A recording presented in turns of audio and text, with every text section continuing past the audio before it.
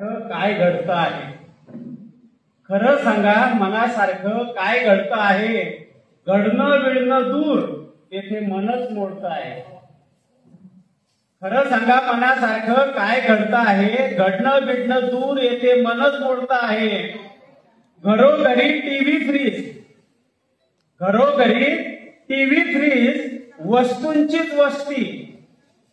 घरोघरी TV fridge, वस्तूंचीच वस्ती, आणि देवाऱ्याला जागा नाही भौतिकाची मस्ती. आणि ज्यात नाही सुख, माणूस तेच शोधत आहे. आणि खरं सांगा, मनासारखं काय घडत आहे? तर खरं ही परिस्थिती सर्वत्र आपल्याला दिसते.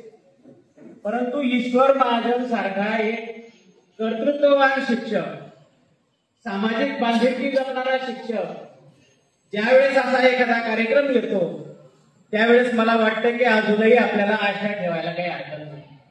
समाजामध्ये चांगल्या घटना पण होत असतात, परंतु त्याचं प्रतिबिंब समाजासमोर लवकर येत नाही. आणि ते आणण्याचं काम माध्यमांचं असतं, सर आपण म्हटलं.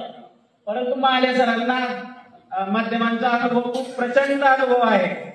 तरी सुद्धा त्यांच्यासारखा दिग्गज माणूस माध्यम क्षेत्राबद्दल ज्यावेळेस नकारात्मक बोलतो, याचा अर्थ परिस्थिती खूपच वाईट झाली आहे असा निकष आपण काढू शकतो.